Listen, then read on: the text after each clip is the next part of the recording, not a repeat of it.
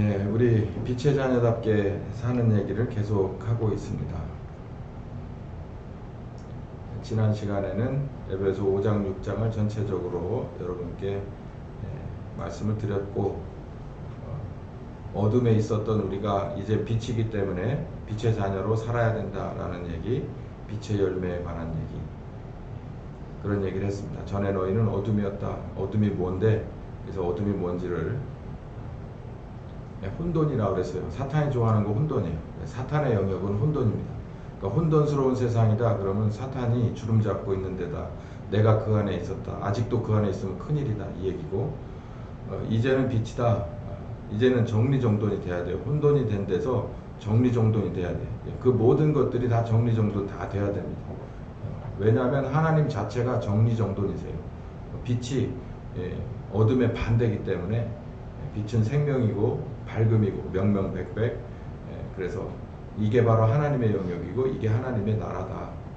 그래서 여러분이 바로 하나님의 나라고, 여러분의 가정이 하나님의 나라고, 우리 교회가 하나님의 나라다. 이 얘기를 했죠. 빛의 열매, 착한 것. 어제 두 번째 시간에 아버지께서 아들을 보실 때 착한 것, 순종하는 아들, 착한 것. 그 다음에 아버지의 판단을 따르는 거예요. 예수님도 하나님이시라서 당신 생각이 충분히 있으시지만, 그러나 아버지의 판단을 따라가는 아들이었다. 이게 의로운 거다. 진실함, 바리새인과 같이 간사함이 없다. 이 반대말, 이게 바로 진실함이다. 우리를, 자기를 내던져서 우리를 사랑하는, 이게 바로 진실함이다. 이거는 하나님의 고유 마크다. 마귀는 절대 그런 척 하지만 그런 거 아니다. 이런 말씀을 드렸죠. 자, 오늘은 이제 세 번째 시간으로서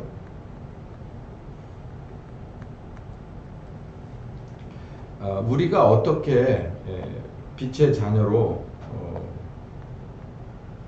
칭함을 얻었느냐, 기회를 얻었느냐, 이제 요 얘기를 먼저 시작하도록 하겠습니다. 우리가 어떻게 이런 은혜 가운데 있을 수 있겠냐?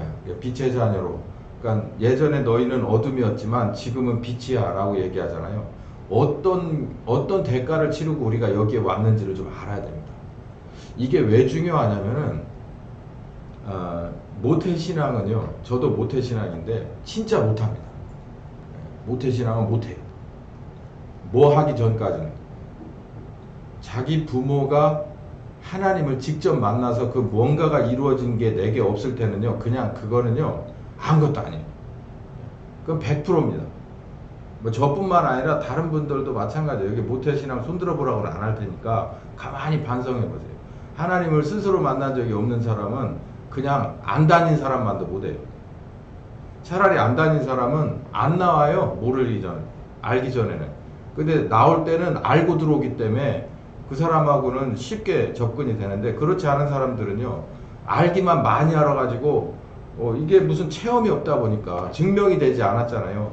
아브라함과 이삭과 야곱의 하나님이고 우리 아버지 하나님이고 어머니 하나님이지 내 하나님이 아니잖아. 그러니까 답이 없어요. 그냥 그대로 가면 이건 축복이 아니라 저주입니다. 이 모태신앙이 가장 큰 문제인데, 이 모태신앙, 어쨌든 이 모태신앙들은 내가 어떻게 예수 믿는 가정에서 태어났는지에 대한 감사가 일단 없습니다. 왜냐하면 믿지 않는 가정에서 태어나 본 적이 없어요. 그건 저도 마찬가지입니다. 그리고 자기가 대가를 치르면서 교회 가기 어려운데도 신앙생활을 하느라고 내가 뭔가 일이라도 그런 게 없이는, 그러니까 대가를 치르지 않으면 그게 감사와 이게 소중한 것을 모르는 거예요. 사람이 그래요. 그래서 어쩌면 우리에게 구원받을 이런 귀한 은혜를 얻은 우리에게 십자가의 길을 요구하시는지도 모르죠. 우리가 어떻게 빛의 자녀로 어두움에서 빛으로 나왔는지를 좀 알 필요가 있다는 얘기입니다. 밥상에 올라와 있는 반찬들이 어떤 과정과 어떤 희생을 통해서 시장에 나오고, 그거를 어머니가 사다가 아침부터 어떻게 요리를 해서 이렇게 멋진 생일상을 차려놨는지, 그거 해보지 않으면 감사함이 없는 거예요. 그래 이렇게 그거 아닙니다. 그래서 오늘 오늘 제가 여러분에게 드리고 싶은 말씀은 빛의 자녀라 칭함을 얻었다. 공짜가 아니다. 이걸 좀 알을 필요가 있다. 근데 이거 제가 뭐 입으로 얘기를 해봤자 일로 듣고 일로 흘러갈 거예요.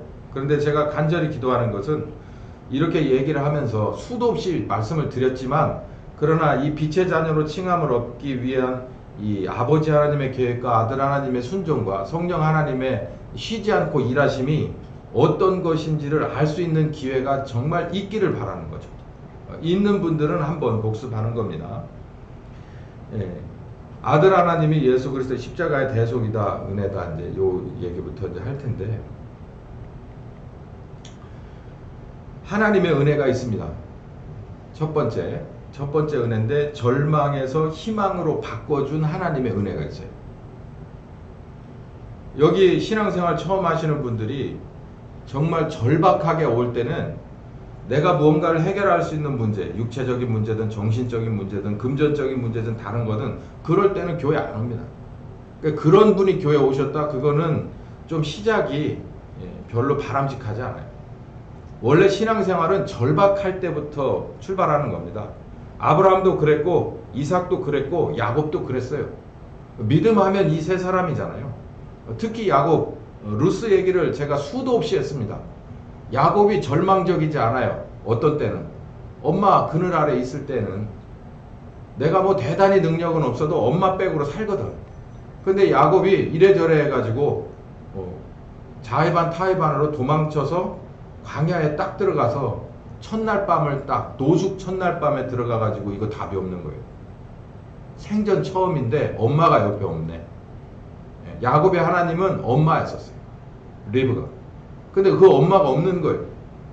근데 요즘같이 화상통화를 하고 비밀리에 숨겨놓기 카톡을 하고 이럴 수도 없는 세상이고, 아무리 엄마가 가르쳐준 걸 생각하려도 현실에 나가보니까 뭐 엄마가 뭘 가르쳐줬는데, 가르쳐준 게 아무것도 없어요. 다 해줬지. 결국 거기서 아버지, 할아버지 하나님을 찾습니다. 내 하나님이 돼주시면 내가 11조를 드리겠습니다. 파트너십을 나누자는 거예요. 몇 대 몇으로 먹자는 거예요. 9대 1이에요. 나 같으면 안 할 텐데 하나님은 돈에 상관없이 사람 하나 키워보자 그러고서 그 계약을 맺어요. 저 같으면 안 합니다. 9가 나지? 이렇게 물어봐서 안 된다 그러면 나는 절대 양보 안 해요. 근데 하나님은 맺으세요. 야곱이 하나님을 만났죠. 절망에서 희망으로 옮겨준 하나님을 만났습니다. 우리들 가운데서도 혹시 지금 혹시 미래라도 절망이 여러분 앞에 찾아온다면 희망으로 바꿔주는 하나님의 은혜가 있다는 것을 기억하시기를 예수님의 이름으로 축원합니다. 이 하나님, 여호와 하나님은 이게 전문이에요. 절망을 희망으로 바꿔주는 것이 전문. 사탄은 뭐냐면은 절망을 희망으로 바꿔준다고 거짓말을 쳐요. 결국은 그나마 남아져 있는 것까지 다 쪽쪽 빨아먹고 빈 껍데기 가져다가 사람들 밟으라고 집어 던져버려요. 그게 사탄인데, 하나님은 은혜의 하나님, 여호와 하나님, 우리 하나님은 절망에서 희망으로 바꾼다. 어떻게? 우리가 스스로 죄인인 줄도 모를 때, 로마서 5장 8절에 그럴 때 아버지 하나님은 다 계획을 갖고 계셨어요. 그래서 그리스도를 보내세요. 아들을 보내서 십자가의 대신 속죄에, 지금도 저조차도 솔직히 이 대속의 은혜라는 것의 깊이와 넓이와 그 순수함을 모릅니다. 그냥 아주 조금 가면 갈수록 이게 얼마나 대단한 일이고 얼마나 쉽지 않은 일이고 이게 얼마나 진한 사랑이었는가를 알아가는 거예요. 근데 뭐 전혀 우리가 모를 때, 뭐 거듭나는 건 그만두고 내가 죄인인지도 몰라요. 오물 속에서 나서 오물 속에서 자라고 거기서 교육받고 거기서 뒹굴다가 결국 죽거든. 그럴 때 우리가 아무도 희망이라는 것, 절망이라는 것 자체를 모를 때 희망을 만드시는 분이에요. 요한복음 3장 16절에 그래서 우리에게 딱 한 가지 조건을 줍니다. 예수를 믿어라. 무엇으로? 그리스도로 믿어라. 이게 시작에 불과한 거예요. 여러분 대부분 그 어마어마한 그 앱이나 굉장히 그 뭡니까 용량이 많은 프로그램을 다운로드 받을 때 복잡하지 않습니다. 그냥 일단 클릭하면 마법사가 뜨고 한 번 더 클릭하면 지가 알아서 다 깔리고 마침 하면 예스 하면 끝나는 거예요. 하나님도 아들 예수를 십자가에 죽고 부활하신 예수를 그리스도로 믿기만 하라고 시작해요. 그러니까 그게 끝인 줄 알아요. 그게 문제입니다. 그게 절망에서 희망으로 옮기는 게 그냥 클릭 한 번으로 되는 거라고 생각한다는 거예요. 근데 우리들은 그렇게 해서 뭔가 프로그램을 팔고 그런 거 좋아하지만 하나님은 그 어마어마한 절망에서 희망으로 옮기기 위한 그 과정을 우리 옛사람을 죽이고 새사람을 새로 만드는 우리를 그냥 살려둔 채로 우리 죄악된 몸을 살려둔 채로 이게 어려운 거예요. 이걸 살려둔 채로 다 바꿔버리는 거예요. 그냥 몸은 살려둔 채로 그냥 0부터 시작해서 다 바꾸는 거예요. 소프트웨어를. 우리 그러잖아요. 여기 전화기 들고 계신 분 중에서 정말 구형폰 있으십니까? 제가 8을 써요. 아이폰 8을 쓰는데 가끔 이거 바꿔야 되나 심각하게 고민할 때가 있어요. 뭐 소프트웨어가 업데이트 되면 주변에서 아는 사람들이 그래요. 제 아들이 아빠 전화기 그냥 바꾸고 말아. 배터리 좀 갈아볼까? 그냥 바꿔. 그 다 시간 낭비고 돈 낭비고 결국에 가서는 바꾸는 거 그냥 바꿔. 하나님도 마찬가지예요. 아이폰 8보다 아마 아이폰 7이나 아이폰 5 정도 가지고서 그 안에 것을 다 바꾸려고 하니 이게 얼마나 어려워. 차라리 갖다가 던져버리고 새 거 할부로 사는 게 나아요. 그게 오히려 정신 건강에 좋고 시간도 법니다. 우리도 그런 사람이었다는 거예요. 절망에서 희망으로 바꾸신 하나님의 은혜로 빛의 자녀라 기회를 얻었어요. 빛의 자녀가 되는 기회를 얻었어요. 그러니까 우리가 상상할 수 없는 거예요. 그러니까 그냥 부자로 은혜다. 그러니까 어떤 은혜냐? 절망에서 희망의 길을 여셨다. 이게 바로 은혜다라고 얘기를 하는 겁니다. 두 번째 하나님의 은혜는 아들의 순종에 있어요. 우리를 희망으로 바꾸시려면은 예수님이 십자가에 대속하셔야 돼요. 대신 죽으셔야 한단 말이에요. 그러니까 대가가 없이는 아무것도 되질 않아요. 하나님 앞에 사전에서는 대가 없이 되질 않아요. 그래서 아들이 이 험한 길을 가신 게 십자가입니다. 이사야 53장 2절부터 6절까지 보면은 예수님이 십자가에 죽으시는 장면을 마치 정말 옆에서 본 사람처럼 이사야가 이렇게 써놨어요. 그걸 한번 여러분도 집에 가서 잘 읽어보십시오. 이걸 순종했다고? 그걸 나를 위해서 그랬다고? 정말 믿기 어려운 얘기죠. 이게 바로 하나님의 은혜다. 아들의 순종 안에 있었다. 세 번째는 미리 알고 미리 정했다. 그러니까 이게 교리적으로 제가 뭐 예지예정을 쓰려고 쓴 것은 아니고요. 전적인 하나님의 은혜다라는 얘기를 쓰고 싶은데 그냥 이렇게 쓴 겁니다. 로마서 8장 29절에서 30절까지 보면은 하나님이 미리 아신 자들로 또한 하나님의 명사로 함께 미리 정하셨다.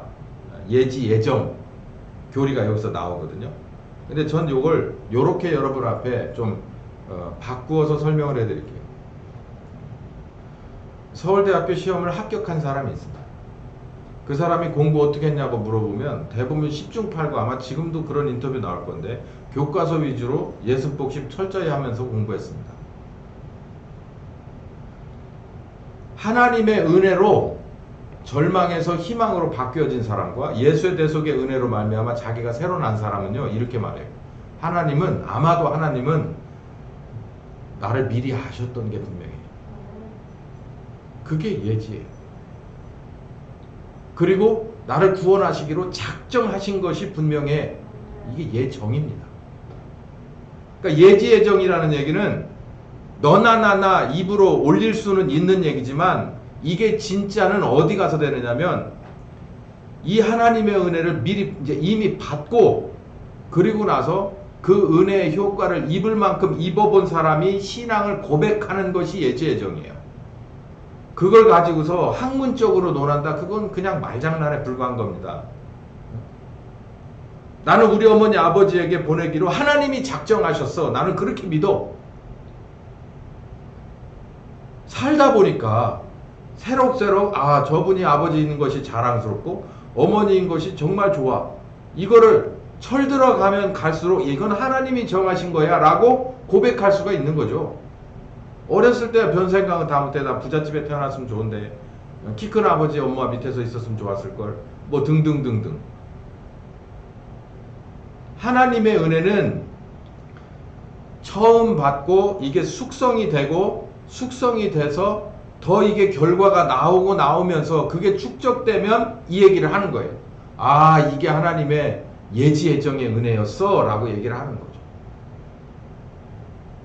이런 은혜로 우리가 빛의 자녀로 편입되는 기회를 얻었다라는 얘기를 드립니다. 우리를 빛의 자녀로 칭하셨다. 기회를 주셨다. 정리를 했어요. 아들 하나님 예수 그리스도의 십자가 대속의 은혜. 바로 이 은혜는 우리가 구원받을 수 있는 처음이자 마지막 기회입니다. 그냥 유일한 거예요. 그냥 유일한 거. 그러니까 다른 방법은 없다고 그랬어요. 그냥 예수 그리스도의 대속의 은혜 안에서 빛의 자녀로 편입되는 방법밖에 없어요. 내 인생 안에서 언제 끝날지 모르는 내 인생 안에서 그 기한 동안에 반드시 이루어내야 되는 거예요. 구원을. 목사님 구원은 은혜 아닌가요? 맞아요. 근데 제가 이렇게 얘기하잖아요.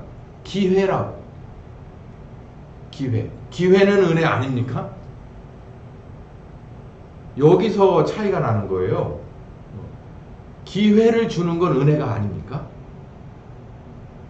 기회가 없는 것 자체가 이게 정말 큰일이잖아요. 근데 기회만 얻었어요.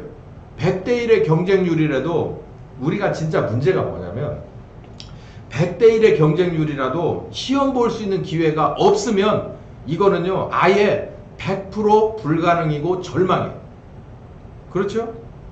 근데 100대 1의 시험이라도 볼 수 있기 때문에 공무원 원서 접수하는 거 아니에요? 그것조차도 없어. 예를 들어서 지금이야 없어졌지만 나이 제한이 있어가지고 40세 이상은 안 돼. 그러면 41세 된 사람은 공부를 잘하든 못하든 내가 공무원의 그런 꿈을 부풀어가지고 인생 목표를 삼은 사람은 절망이에요. 나이가 딱 한 살 더 먹어서. 근데 그걸 없애버렸네? 그러니까 내가 시험을 잘 보고 못 보고 내가 지금 애들 수준에 맞출 수 있고 없고는 의미가 없어. 그건 상관없어. 일단 시험을 볼 수 있는 것도 기회예요. 그리고 나면 이제 내 문제죠. 내가 뭐 어디 고시원을 가든지 아니면 선생님을 찾아가든지 뭘 하든지 밥을 먹고 공부를 하든지 안 먹고 공부를 하든지 그건 내가 알아서 할 문제고 그 뒷문제고 지금 우리가 기회를 얻었다는 거예요. 근데 우린 뭘 원해요? 옛다 구원 그러고 탁 던져주기를 원합니까? 아니라고 확신합니다. 그거 아니라고 확신해요. 그걸 기라고 가르치니까 열매가 없어요. 그냥 하드웨어만 껍질만 있는 거예요. 껍질만. 신자 껍질만 있는 거예요. 그러면 목사님 제가 힘을 내서 뭔가를 해야 되나요? 율법입니다. 그러면 어쩌자는 겁니까? 내가 내 힘으로 성경을 외워서 되는 것도 아니고 시험 봐서 되는 것도 아니고 어떻게 하라는 겁니까? 덥석 받는 구원도 아니면 뭡니까? 빛의 자녀라 칭하시고 빛의 자녀가 될 수 있는 기회를 주셨으니 그래서 에베소 5장 6장을 잘 읽어보시면 성령님 얘기가 나오잖아요. 빛의 자녀는 빛으로부터 배웁니다. 여러분 가정의 밥상머리 교육이 굉장히 중요하죠. 그 교육이 사실상 그 한 개인의 70% 이상의 교육을 좌우한다고 해도 저는 그건 무방하다고 생각해요. 학교에서 배우는 교육은 그건 기술이죠. 사람의 됨됨이를 학교에서 못 가르쳐줘요. 그걸 어떻게 가르쳐줘요? 그런 거 교육 현장에 있지도 않아요. 그냥 기술자를 가르쳐주는 게 사회에 있는 교육기관이에요. 그 사람을 만드는 건요, 그 엄마 아빠가 만듭니다. 그 엄마 아빠에게 영향을 줄 수 있는 건 교회예요. 어디서 영향을 줘요? 절에 가실 수도 있겠죠. 뭐 다른 거 하실 수도 있죠. 그러나 교회에서 가장 크게 영향을 줄 수 있어요. 그 엄마 아빠를. 그 엄마 아빠가 자녀에게 영향을 주는 거예요. 그냥 휙 던져주면 되는 건 줄 알아요. 그냥 턱 받기를 원해요. 완제품 받기를 원해요. 그래서 나는 아무것도 안 하고 그냥 뜯어 먹기만 하면 되는 거예요. 뜯어 먹는 것도 싫어. 누가 뜯어줬으면 좋겠어. 구원이 그런 거냐고. 그렇지 않아요. 기회를 얻었어요. 이게 바로 희망이 생긴 겁니다. 우리는 그 희망을 가지고 그 은혜로 주신 그 희망을 가지고 자세가 틀려요. 딱 던졌을 때 딱 받았으면 이게 구원이야. 그러면 그래? 그럼 두 가지로 그 사람이 바뀝니다. 하나는 대충 살다가 이거 갖고 천국 들어가자. 내가 이거 받았으니까 나는 이제 아예 지금부터 아무 생각 없이 그냥 살자. 소극적이죠. 아니면 쾌락주의로 빠지든지. 하나님 우리를 그렇게 안 하셨어요. 빛의 자녀라고 우리를 칭하셨습니다. 그리고 나서 기회를 주셨어요. 그리고 그 기간도 주셨어요. 그 기간 안에 해야 되는 거예요. 우리 죽으면 그냥 인력편주가 그냥 이렇게 물길 따라 흘러가는 낙엽처럼 그냥 우리는 그냥 가만히 있으면 그냥 그대로 가는 거예요. 언제까지 우리가 노력할 수 있고, 언제까지 고민할 수 있고, 언제까지 아플 수 있고, 언제까지 순종할 수 있느냐면 내가 딱 숨이 끊어지기 바로 그 직전까지 내가 할 수 있습니다.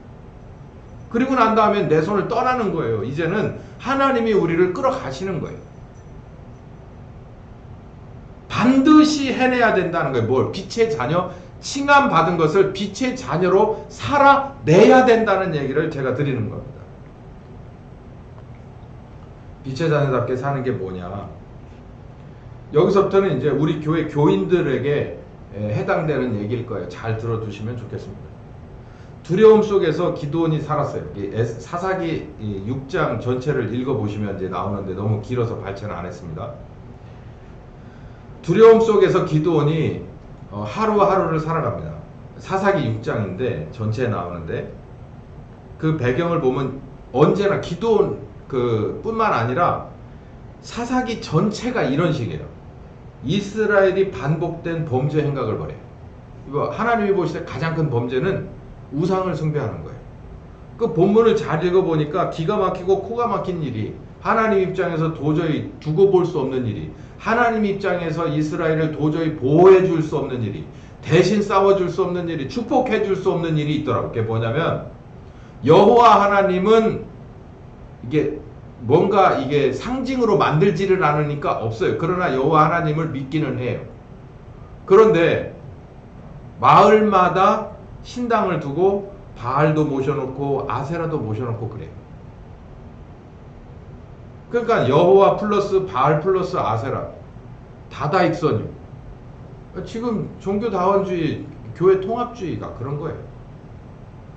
뭔 상관이요? 어차피 좋은 사람 만들자는 건데, 되자는 건데 택도 없는 소리 하지 마세요.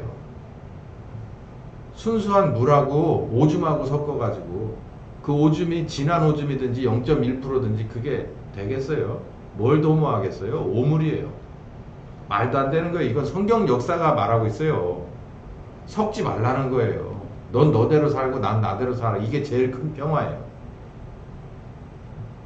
근데 여기 이렇게 섞었어요. 하나님의 선택받은 백성이.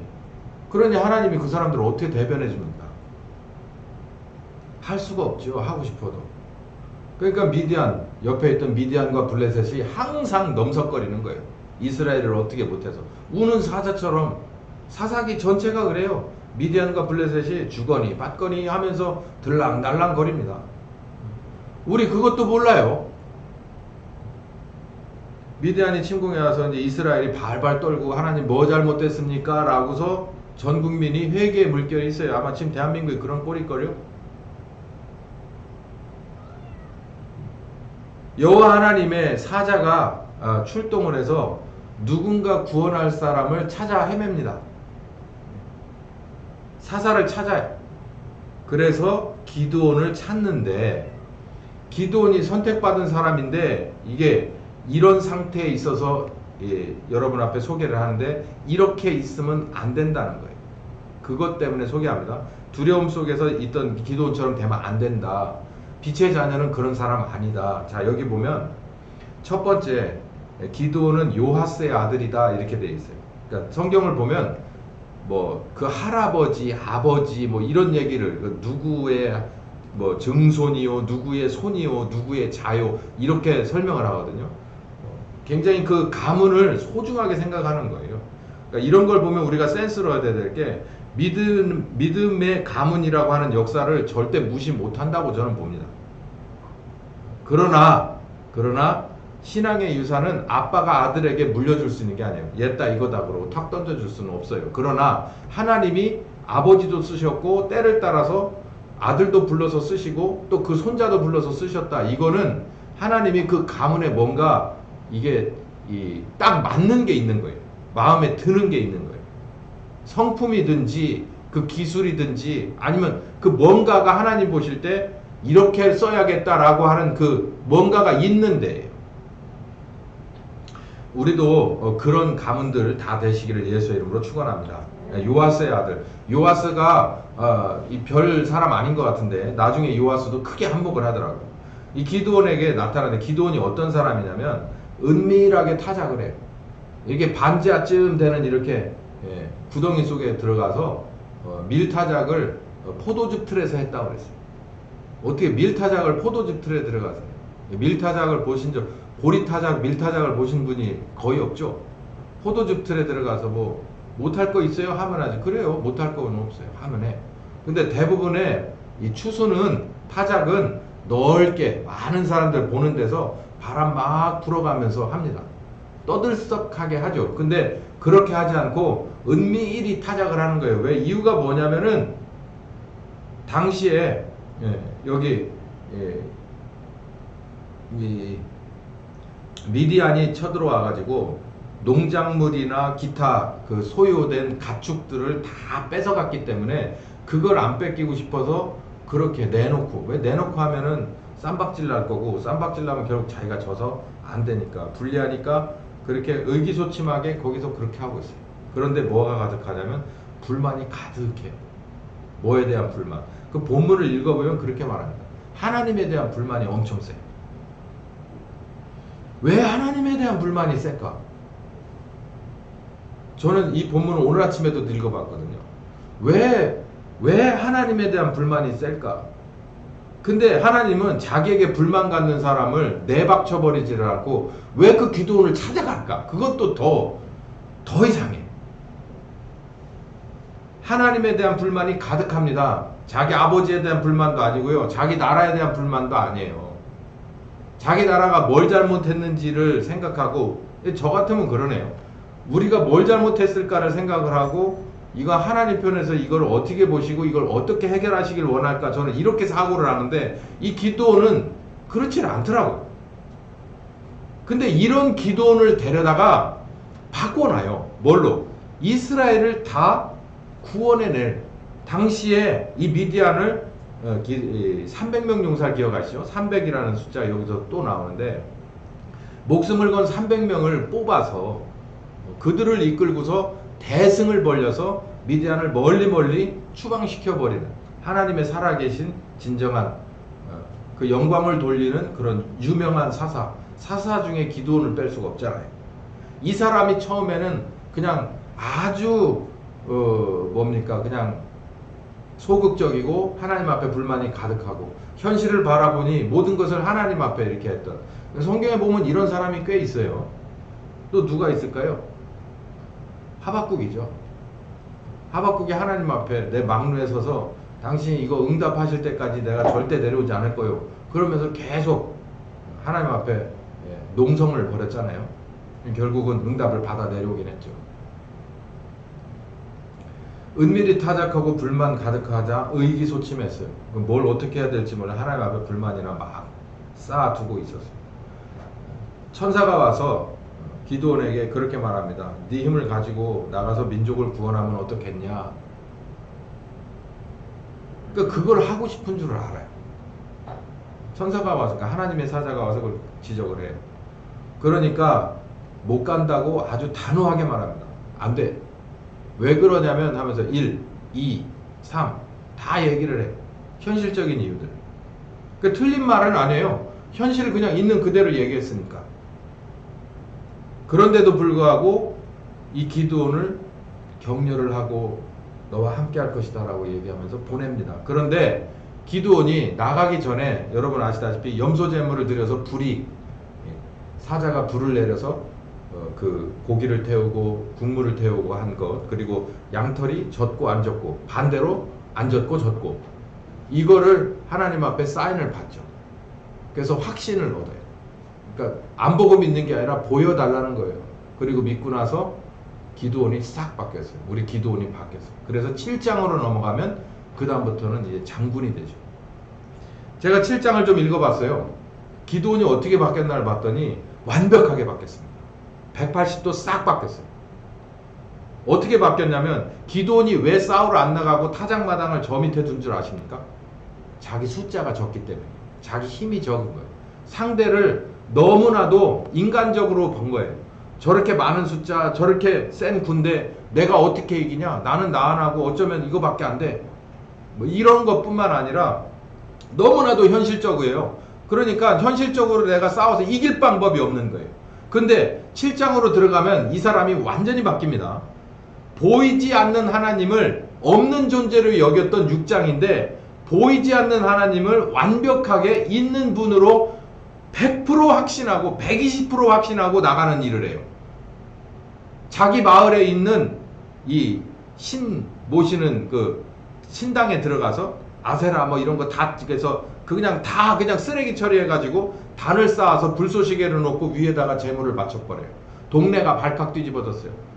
내가 네 아들을 잡아 죽일 거야 라고 아버지 요아스에게 오니까 요아스가 뭐라고 말하냐면, 야, 누구든지 간에 가가지고 그 신당에 들어가가지고 그 신당을 다 부수고 그 우상을 다 부술 때까지 자기가 나와서 자기를 방어하지 않는 신은 그거는 신도 아니다, 이렇게 말해요. 그 말이 틀린 말이 아니죠. 그 니들 하고 싶은 대로 해라. 그러나 그 신이 정말 신인지 나는 궁금하다. 그래서 그 신당이 없어지고, 그리고 나서 나가서 그러니까 수신제가를 하고 밖으로 나간 거예요. 그래서 300명을 뽑는데 얼마나 지혜스러운지, 하나님이 하란 대로 하는데 3,000명이 될지 3만 명이 될지 모르는 사람들과 싸우는데 300만 쓰자는 거예요. 많이 왔어요, 기드온에게. 그런데 그 다 빼버리고 300명만 추리라 그러니까 기드온이 아무 말 안 하고 300명만 추립니다. 이 6장의 기드온 같으면 그렇게 하라 그러면 안 해요. 아니 3,000명이 왔는데 뭔 소리예요. 여기서 더 데리고 오라 그래가지고 3만 명을 만들어야 싸워서 이기죠. 일단 숫자가 돼야 나가서 겨뤄볼 만할까. 돌팔매질을 해도 300명이면 300개밖에 안 되는데 3,000명이면 3,000개인데 이렇게 생각을 하는 거예요. 이게 교회 성장학 아니에요? 많이 모아놔야 추수도 할 거 아니냐는 거예요. 많이 심어야. 그래서 사방팔방에 정말 하나님이 보내고 싶은 데인지도 모르고 아무데나 선교사 파송하고 아무 사람이나 교회로 마구 끌어들인 거 아니냐는 거예요. 그러다가 끌어들일 게 없어가지고 교회도 연합해? 다른 종교하고 연합해? 도대체 뭘 도모하자는 거예요? 기드온이 바뀌었어요. 그런 기드온에서 싹 바뀌어가지고 300명 충분하다. 예, 300명. 그 300명을 정말 따박따박 추려냅니다. 정말 기가 막히더라고요. 이야, 이렇게 바뀔 수가 있나? 그냥 딱 순간 이렇게 바뀐 것처럼 보여요. 그러나 그 시간이 얼마 걸렸는지 여기 나오지는 않습니다. 빛의 자녀답게 사는 것은 우리가 이렇게 있을 수 있어요. 아주 지극히 현실적인 거 당연합니다. 사람이 현실적이어야죠. 그렇게 배웠어요. 부모에게 배웠고 그렇게 학교에서 배웠어요. 사회생활은 이렇게 하는 게야. 타협 잘하는 거야. 줄을 잘 서는 거야. 적당히 내리고 적당히 올리는 거야. 현실적으로 봐라. 네가 싸워서 이길 수 있냐? 그렇게 해서 네가 높은 자리에 올라가면, 지금은 이렇지만 높은 자리에 올라가면 다 너 따라올 거야. 이렇게 해서 교회에서도 가르쳐줬지 않습니까? 그런데 두려움 속에 떨던 기드온에게 하나님의 사자가 가서 한 게 별로 없는데, 기드온은요 처음에는 정말 저 밑바닥이었어요. 불만 충만, 하나님을 향한 불만이 충만했고, 그리고 의기소침은 또 왜 의기소침해? 불만이 충만할 거면 자기 힘이라도 냈어야지. 그러니까 비겁한 거지. 그것도 저것도 없는데 하나님의 사자가 가가지고 나중에는 하나님이 직접 기드온에게 나서서 그 기드온을 바꿔놓고 나서 기드온이 완전히 바뀌었어요. 하나님의 사람이 됐어요. 하나님의 품속에 칼이 됐다고. 하나님을 위하여, 기드온을 위하여 하나님의 칼이여 그러고 나가잖아요. 여러분, 저는 빛의 자녀답게 바로 2022년에 사는 게 바로 이 기드온의 삶처럼 우리는 바뀌어야 된다고 저는 믿습니다. 두려움 속에 계십니까? 뭘 어떻게 해야 될지 모르겠고 이렇게 가는 건 아닌 것 같으신 분이 있습니까? 기드온과 똑같습니다. 6장의 기드온과 똑같습니다. 우리는 이제 1번 그리고 2번 집회 전반부 후반부를 털어서 우리는 귀한 은혜 받고 성령님의 인도함을 받아 2022년에는 이렇게 두려움 속의 6장이 아니라 7장의 기드온으로 바뀔 예수의 이름으로 축원합니다. 하나님이 귀한 기회와 은혜와 비전을 보여주실 것을 저는 믿습니다. 하나님이 그렇게 하시고 싶어요. 이대로는 가만히 있고 싶지 않으신 거예요. 하나님도. 저쪽이 진을 쳤어요. 우리도 진을 쳐야죠. 하나님도 진을 쳐야죠. 진보다 더 중요한 것은 그 어느 한 사람입니다. 기드온 어느 한 사람을 만들기 위해서 사자를 직접 보내고 하나님 본인이 직접 기드온에게 가서 기드온을 격려하고 기드온에게 약속해주고 기드온에게 확신을 줬습니다. 집에 가셔서 사사기 6장과 7장 그 근동을 잘 읽어보시면 정말로 감동 깊은 이야기가 그 안에 있습니다. 두 번째 케이스입니다. 무리를 걸은 베드로, 마태복음 14장. 이 마태복음 14장은 제가 이제 설명을 좀 드려야 되는데 예수님이 어느 날 침례 요한의 순교 소식을 듣습니다. 침례 요한이 왜 감옥에 갇혔습니까? 헤롯이 정말 이 잘못된 결혼을 했어요. 근친의 결혼을 했기 때문에 그걸 잘못된 거다라고 얘기를 해줬어요. 침례 요한도 대단한 강골입니다. 죽을 줄 뻔히 알면서 그 얘기를 하러 간 거예요. 그리고 나서 갇혀 있다가 결국은 옥사했어요. 목배임을 당한 거죠. 순교했습니다. 그 소식을 예수님이 들었어요. 잘 읽어보세요. 예수님이 광야로 가십니다. 빈들로 가셨다 그랬거든요. 왜 그랬을까요? 예수님이 충격받으신 거예요. 아이고 다 그렇게 죽는 거예요. 예수 믿는 사람. 이렇게 받아들일 수 있는 사람 없어요. 예수님도 그 본문을 자세히 읽어보세요. 예수님도 충격을 확 받으셨어요. 그래서 빈들로 제자들을 따로 데리고 그냥 빈들로 이렇게 너무 마음이 복잡하니까 그냥 이렇게 사람들 있지 않은 곳에 가서 나름 고민을 또 하시고 마음도 정리하셔야 되니까 그렇게 갔는데 그 빈들까지 소식이 나가지고서 아픈 사람들 위주로 해서 예수님 앞에 사람들이 막 꾸역꾸역 모여들기 시작한 거예요. 근데 예수님은 정말 상한 당신의 마음을 치유하기도 전에 그들을 불쌍히 여기셨다고 본문이 되어 있어요. 꼭 가서 읽어보세요. 불쌍히 여기셔서 그 사람들에게 손을 얹어서 고치고 가르쳐주고 하다 보니까 어느 때가 지나서 저녁 때가 다 돼가요. 근데 뭐 먹인 게 없어요. 그러니까 빈들까지 이렇게 이만큼 나왔는데 다시 동네로 들어가. 우리나라 같으면 상상이 안 되는 얘기인데 빈들 나왔다 들어가는데 지금 같으면 말도 안 되는 얘기죠. 알아서 자기들끼리 차 타고 들어가면 되는데 여긴 그렇지가 않아요. 그러니까 거의 사막의 수준의 빈들에서 마을까지 오아시스가 있는 마을까지 간다는 게 정말 어렵잖아요. 근데 가면은 배고픈 상태에서 가면은 몸도 안 좋은 사람들이 겨우 예수님께 나와서 치료받았는데 가만히 보니까 예수님이 안 되겠는 거예요. 그래서 이거 어떻게 하면 좋을까? 라다가 제자들에게 야 너네 혹시 가진 거 있으면 좀 음식 좀 내놔봐. 그랬더니 제자들이 뭐라 그러냐면 없어요. 아시잖아요. 그래서 나온 게 오병이옵니다. 누구 없나? 그러고서 찾아보니까 꼬맹이 하나가 막 뛰어와가지고 지 도시락을 꺼내놓는 거예요. 보리떡 5개, 물고기 2마리. 눈물이 막 나는 거죠. 예수님이 그걸 들었을 때 마음이 어땠을까? 하늘을 우러러 축사했다. 이런 장면이 거의 없어요, 여러분. 예수님의 중심이 얼마나 뜨거워지셨는지를 아는 거예요. 그리고 나서 그 어린애 도시락이 정말 5,000명을 먹었다고 되어 있어요. 그리고 나서 이제 가만히 보니 이게 해산을 시켜야 되는데 제자들 뭐 다 데리고 있지 말고 니네들 먼저 이 호수를 건너가라. 저편으로 가고 나는 이들을 보낼게. 그러고 나서 있는 사이에 이 사람들은 배를 타고 제자들은 가고 있고 예수님은 이렇게 보내주고 있었습니다. 그러다가 이제 날이 저물어서 가만히 보니 저쪽에서 먹구름이 있고 그 가운데 항해하는 제자들의 배가 궁금해서 보니까 위험한 거예요. 그래서 제자들 또 돌봐야 되잖아요. 그래서 막 달려서 가는데 제자들은 배를 타고 항해를 해야 하지만 예수님은 급하니까 막 물 위로 막 간 거예요. 무슨 무협지 같죠? 예. 여기가 무협지 같은 얘기가 있습니다. 근데 막 풍랑 때문에 고민하던 제자들이 가만히 보고서 예수님이 막 누가 걸어오는 거예요. 풍랑 사이로. 그러니까 이 귀신 아니야? 유령이냐? 막 이래가지고 화들짝 놀라서 막 이제 이 제자들이 먼저 이제 막 이리 뛰고 저리 뛰는 거예요. 멀쩡한 사람이 유령을 만나면 어떻게 될까? 뭐 그때나 우리나 똑같은가 봐요. 싫었던가 보지. 그러니까 막 그러니까 예수님이 안정을 시킵니다. 그러니까 베드로가 언제나 베드로가 눈치가 빨라. 눈치 구단 베드로. 가만히 보니까 어디서 많이 보던 실루엣이고 그리고 음성도 비슷해.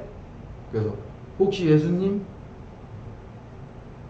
가만히 보니까 정신 똑바로 차리고 보니까 베드로가 그게 1번 타자가 될 만해요. 눈치가 되게 빨라. 가만히 생각하니까 다른 제자들이 그렇게 하자는 얘기를 하나도 안 하는데 베드로만 그 얘기를 해요. 저도 가보겠습니다. 진짜 어린아이 같은 믿음이에요. 아니 예수님 물 위로 걸어오는 거 빨리 일로 배로 오세요 이러면 되는데 저도 가보겠습니다. 저도 한번 갈 수 있게 해주세요. 그랬더니 그래? 그러면 베드로야 물 위로 걸어봐라. 그래서 물 위를 조금 걷다가 여러분 아시다시피 정신이 바로 돌아와서 내가 이게 웬일이냐 그러고서 이게 웬일이야 하는 차에 물에 빠지고 예수님이 건지면서 이제 배에다가 예수님도 타시고 이 믿음이 적은 자여 예수님이 타시자마자 풍랑은 잔잔해져. 이 얘기가 마태복음 14장. 제가 이 빨간 글씨로 여기 포인트를 하나 잡아드렸습니다. 베드로가 예수님처럼 물 위를 걷는 것을 다시 자기도 시도를 해봅니다. 그러다 뭘 보고 놀래냐면 파도를 보고서 놀래서 제정신 돌아와서 침몰해요. 그러니까 믿음을 잃어버린 거예요. 의심하자 믿음을 잃어버렸어요. 빛의 자녀는 의심 없이 따라가야 되는 걸 믿으시기 바랍니다. 의심은요 본인이 본인 스스로에 있는 구명 튜브에 그 바람을 빼는 거예요. 자멸이죠, 자멸. 그러니까 예수님이 딱 지적을 하는 거예요. 왜 의심하느냐? 가만히 생각해 보세요. 여러분 집에 가셔가지고 왜 의심하느냐라고 하는 것만요 한 2, 3일 생각해 보세요. 그러면 무슨 답을 내놔야 할까요? 믿음이 적은 자요. 그 다음에 예수님은 그렇게 나오는데 너 왜 의심하느냐? 그러면 베드로 입장에서 왜 의심했을까? 한 두세 가지 답이 나올 수 있어요. 일단은 의심할 수밖에 없지. 내가 그런 적이 한 번도 없으니까. 물 위를 걸어본 적이 있어야 말이지. 물 위를 걷는 사람을 본 적이 있어야 말이지. 처음이니까. 이 웬일이요? 이러고서 한번 화들짝 놀랄 수 있는 거 아니냐? 이렇게 대답할 수 있겠죠. 두 번째, 예수님은 하실 수 있겠지만 나도 될까? 우리는 이 두 번째일 가능성이 거의 100%입니다. 우리 목사님은 이랬었는데 나는 될까? 이거 아니에요? 제가 뭐 대단하지도 않은데 저 양반은 목사니까 되고 나는 안 되지. 뭘요? 이 베드로예요.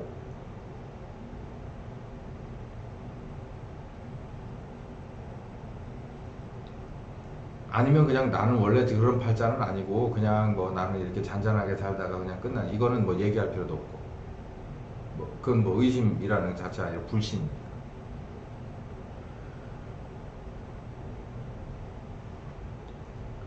의심하지 말라니까 또 이렇게 생각해요. 의심은 불신은 죄야. 불신은 죄야. 불신은 죄야.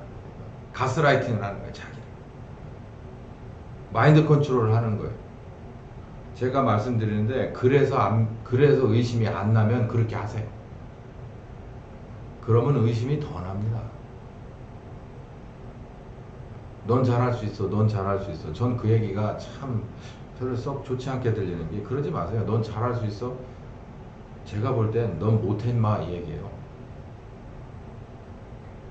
정확한 얘기는 능력 주시는 자 안에서 넌 모든 것을 할 수 있어. 이렇게 얘기를 해야죠.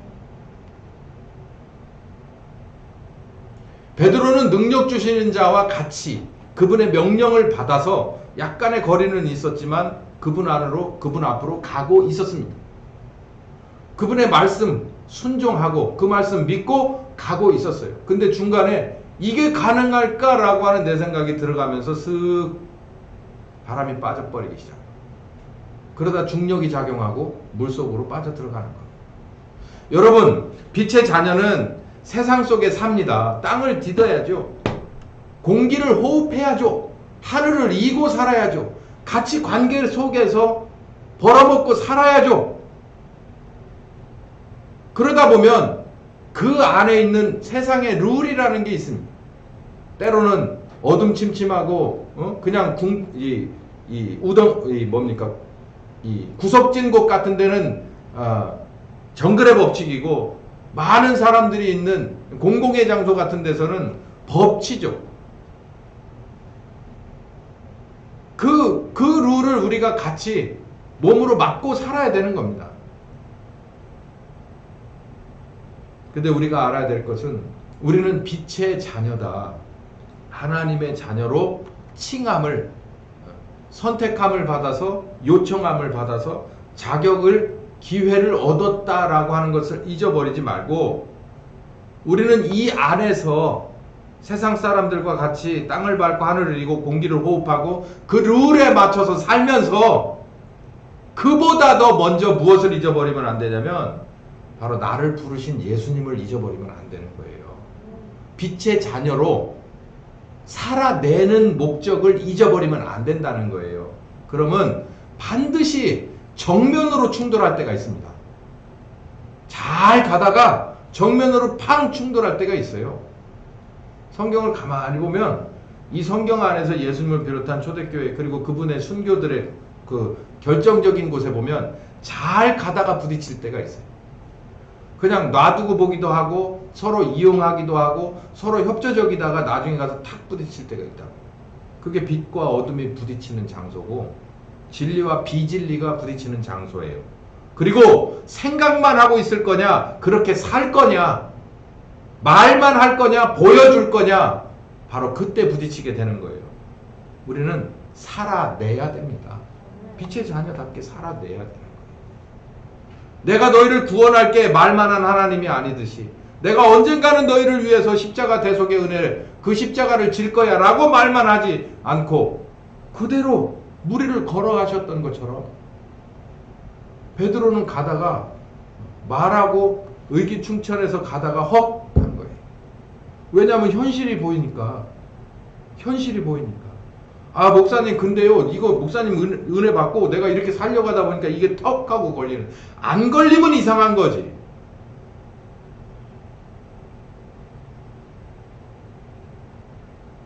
그러나 그 파도의 주인은 누구시라고 본문이 되어 있냐면 예수님이라고 되어 있습니다.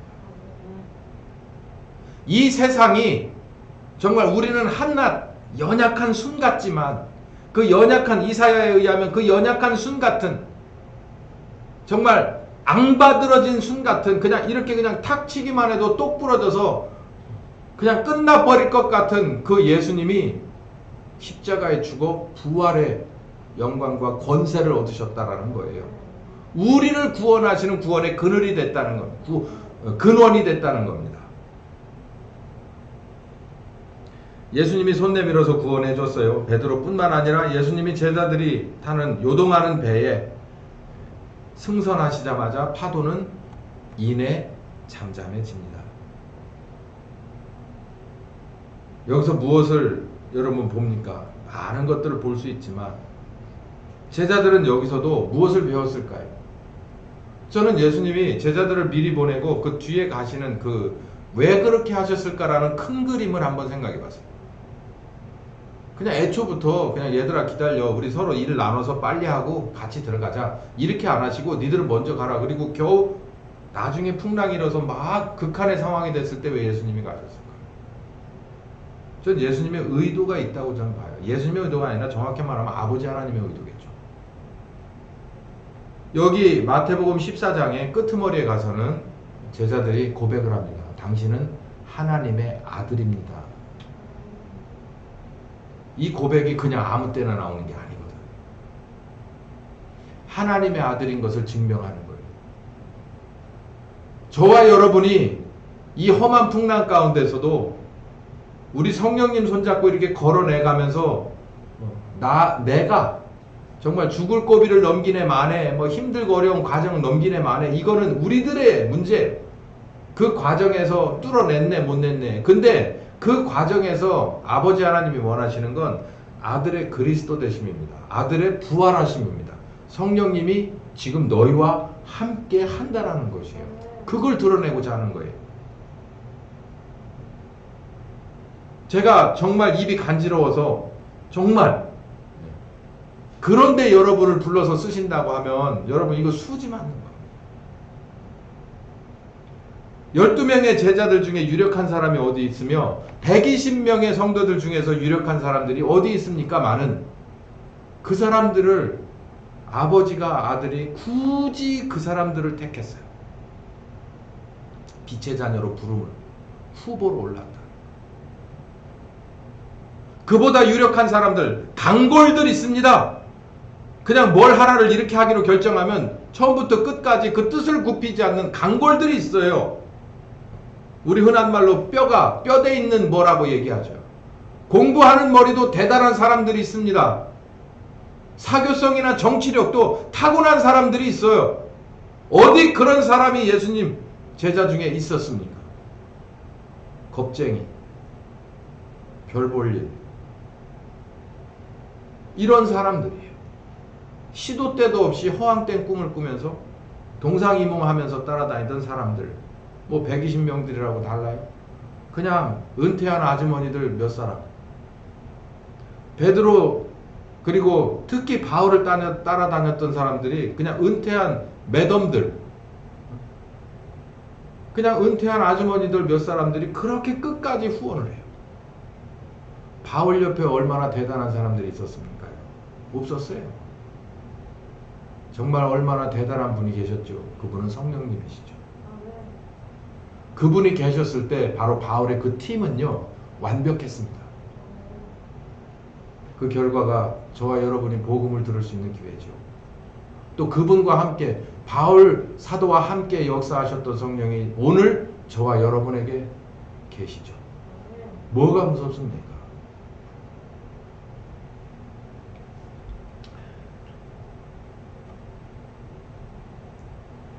네, 시간이 딱 됐습니다. 그래서 나머지 것은 이제 2부 예배에 또 같이 나누도록 하겠습니다. 우리 오늘 무엇을 공부했냐면 빛의 자녀답게 살으라고 그랬으니까 살아야죠. 어떻게 할래? 기돈같이 두려움 속에서 의기소침하면서 뭔가를 하긴 해야겠는데 이거 하나님 이러면서 시간을 계속 보냈다면 우리 그런 사람 되지 말자. 무리를 걸은 베드로 의심하고 침몰된 의심 나오는 게 당연하죠. 나오는 건 당연해요. 아주 인간적으로 생각할 때 파도는 내가 이길 수 있는 존재는 아닙니다. 그러나 파도를 이길 수 있는 분이 나와 함께하고 그분의 말씀을 내가 품었다면 하나님이 나와 함께 하시는 거예요. 베드로 한 번 실수했지만 결국 끝까지 잘 갔죠. 우리 빛의 자녀처럼 산다는 건 이렇게 한 번 뒤로 물러섰다가도 다시 원위치를 찾는 사람인 것을 믿으시기 바랍니다. 그런 하나침례교회 여러분들이 2022년이 다 되시기를 예수님의 이름으로 축원합니다. 기도하겠습니다. 감사하신 주님, 오늘 귀한 말씀 주셔서 감사합니다. 이 말씀 잘 되새기고 열심히 성령님 안에서 묵상하고 따라갈 때 귀한 은혜 주시옵소서. 예수님의 이름으로 기도했습니다. 아멘. 지금은 우리 주 예수 그리스도의 은혜와 아버지 하나님 극진하신 사랑하심과 성령님의 교통하시는 역사가 이제 이 말씀 따라서 정말 기드온과 그리고 베드로와 같이 한번 물러섰더라도 다시 주님 손잡고 일어나서 온전하게 주님과 더불어 달려나가기로 작정하는 한 10년과 가정과 교회 후에 함께 하시길 예수님의 귀하신 이름으로 축원하옵나이다. 아멘. 네, 오늘 말씀 여기까지 하겠습니다.